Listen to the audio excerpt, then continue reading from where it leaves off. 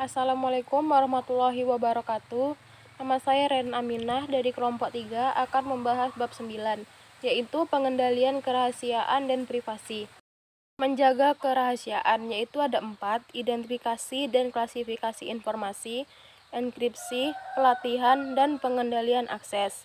Setelah informasi yang perlu dilindungi telah diidentifikasi, langkah selanjutnya adalah mengklasifikasi informasi untuk organisasi berdasarkan nilainya.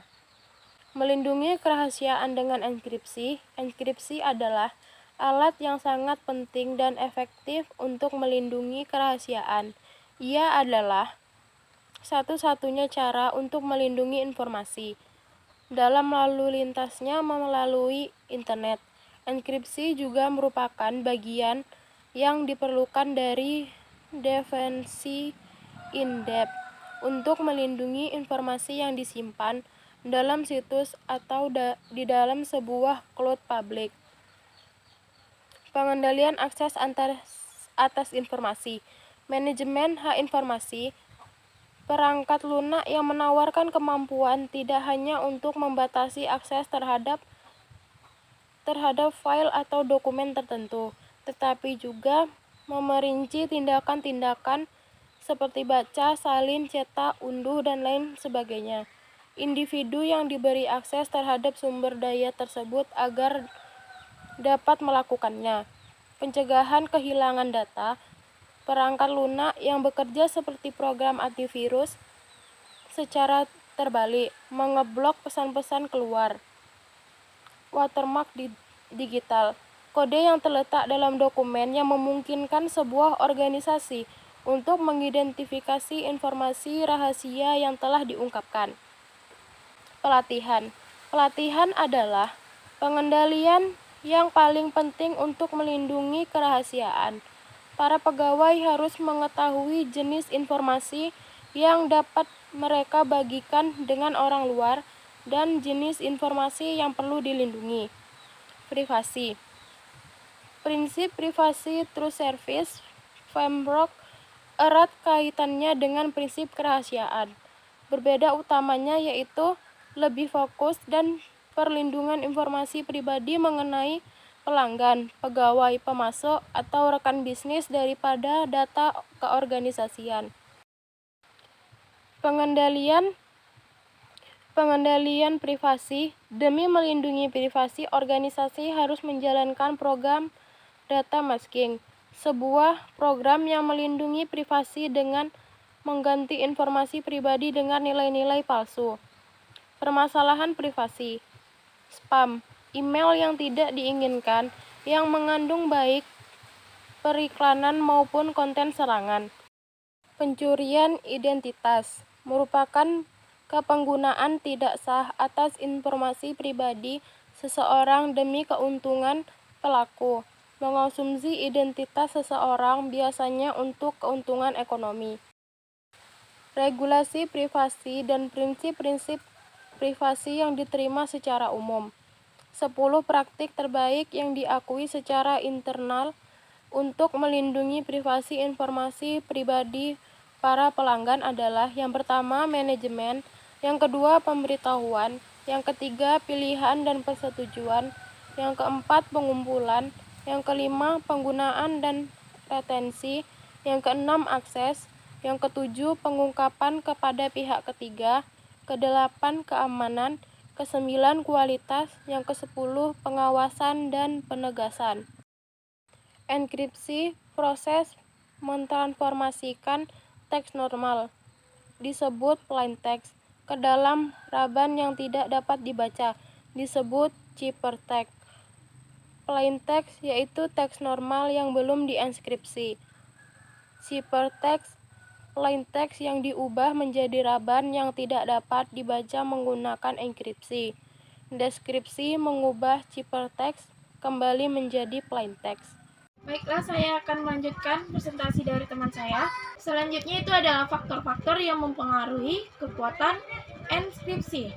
Yang pertama itu adalah panjang kunci, yang kedua ada algorithm enkripsi, yang ketiga ada kebijakan untuk mengolah kunci kriptografi.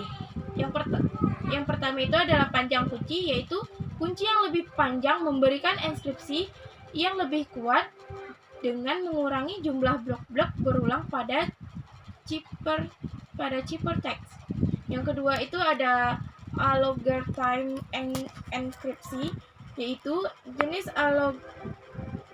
algorithm yang digunakan untuk mengkombinasikan kunci dan plain text adalah sangat penting. Yang terakhir itu yang ketiga ada kebijakan untuk mengolah kunci kriptografi, yaitu manajemen kunci kriptografi seringkali merupakan aspek penting yang paling rentan dari sistem enkripsi. Selanjutnya itu ada jenis-jenis sistem enkripsi.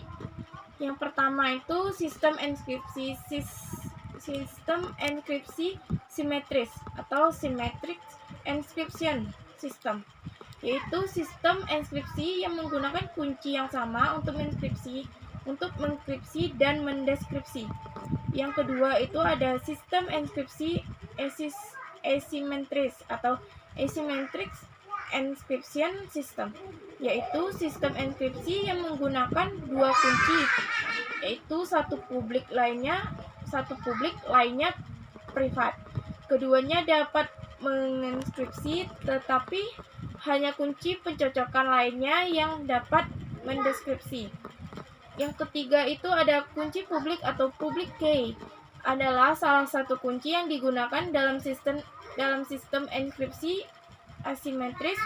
Kunci ini didistribusikan secara luas dan tersedia bagi siapapun. Yang keempat itu ada kunci privat atau private key, adalah salah satu kunci yang digunakan pada sistem enkripsi asimetris.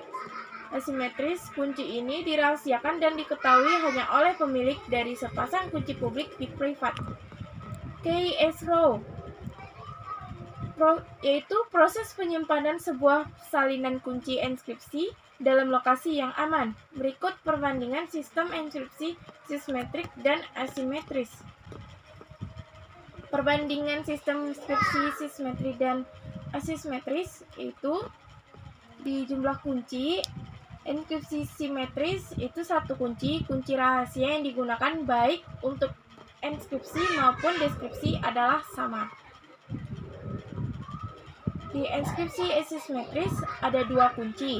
Satu kunci dibuat untuk publik, satu lagi dirahasiakan. Kedua kunci dapat mengenkripsi, tetapi hanya salah satu kunci yang dapat mendeskripsi. Itu ada keunggulan. Di enkripsi simetris itu keunggulannya kecepatan jauh lebih cepat.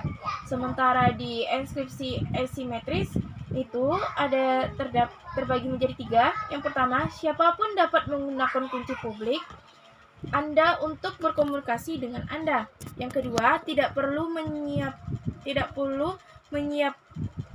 menyiapkan kunci untuk setiap pihak yang Anda inginkan untuk berkomunikasi. Dan yang ketiga, dapat digunakan untuk membuat tanda tangan digital yang legal.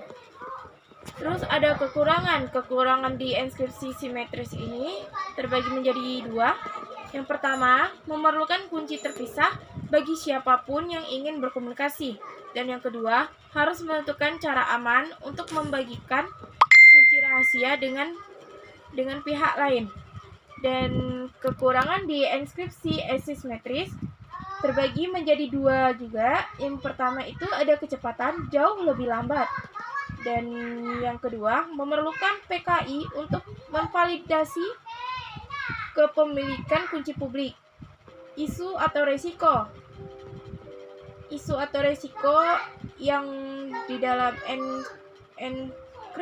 enkripsi simetrik itu ada melindungi kunci rahasia yang dibagikan dari kehilangan atau pencurian. Dan isu atau risiko dari enkripsi asimetris itu melindungi kunci privat dari kehilangan atau pencurian. Pengguna utama dari enkripsi simetrik itu enkripsi dengan jumlah informasi yang besar. Sementara penggunaan utama dari enkripsi asimetris itu terbagi dua. Yang pertama, pembuatan tanda tangan digital, dan yang kedua, pertukaran keamanan atas kunci simetris melalui email. Hashing. Hashing itu mengubah plain text sepanjang apapun ke dalam sebuah kode singkat yang disebut hash. Hash yaitu plain text yang telah diubah menjadi kode singkat. Berikut perbandingan antara hashing dan enkripsi. Hashing itu terbagi menjadi dua. Yang pertama, bersifat satu arah atau tidak dapat berbalik atau unhash untuk memulihkan dokumen asli. Dan yang kedua, input dengan segala ukuran menghasilkan output berukuran tetap. Sebagai contoh, algoritma hashing hash HA 256 menghasilkan hash 256 bit untuk masing-masing dokumen dengan satu kalimat, dokumen dengan satu halaman, dan dokumen dengan 10 halaman. Sedangkan di enkripsi itu terbagi menjadi dua. Yang pertama, dapat dikembalikan atau dapat mendeskripsi ciphertext kembali ke plain text. Dan yang kedua, itu ukuran output kira-kira sama dengan ukuran input. Contohnya, dokumen dengan salah satu kalimat menjadi sebuah dokumen transkripsi dengan satu kalimat. Dokumen dengan satu halaman menjadi sebuah dokumen transkripsi dengan satu halaman. Dan yang terakhir, itu contohnya dokumen dengan 10 halaman menjadi sebuah dokumen transkripsi dengan 10 halaman. Tanda tangan digital. Menciptakan sebuah tanda tangan digital itu terbagi menjadi terjadi menjadi 3 langkah. Yang pertama, langkah pertama, membuat dokumen menggunakan sebuah algoritma hashing untuk menghasilkan sebuah hash dari dokumen asli. Langkah kedua, pembuatan dokumen menggunakan kunci private untuk mendeskripsi hash yang dibuat pada langkah pertama. Dan yang terakhir itu hasilnya, hash yang terdeskripsi merupakan sebuah tanda tangan yang terikat secara legal atau hukum. Sertifikat digital dan infrastruktur kunci publik itu terbagi menjadi 3. Yang pertama, sertifikat digital atau digital certificate, sebuah dokumen elektronik yang mengandung kunci publik milik entitas dan menerangkan identitas pemilik kunci tersebut. Yang kedua, otoritas sertifikat atau certificate authority, yaitu sebuah organisasi yang menerbitkan kunci publik dan privat serta mencatat kunci publik di dalam sertifikat digital. Dan yang terakhir, yang ketiga, itu ada infrastruktur kunci publik atau Public Key Infrastructure PKI. Sistem yaitu sistem untuk menerbitkan sepasang kunci publik dan privat serta sertifikat digital terkait. Selanjutnya itu ada Virtual Private Network atau VPN, yaitu menggunakan enkripsi dan autentikasi untuk mentransfer informasi melalui internet dengan aman sehingga menciptakan sebuah jaringan privat atau virtual. Sekian presentasi dari kami. Apabila ada kesalahan ataupun kekurangan, mohon dimaafkan. Wabillahi taufik wal hidayah. Wassalamualaikum warahmatullahi wabarakatuh.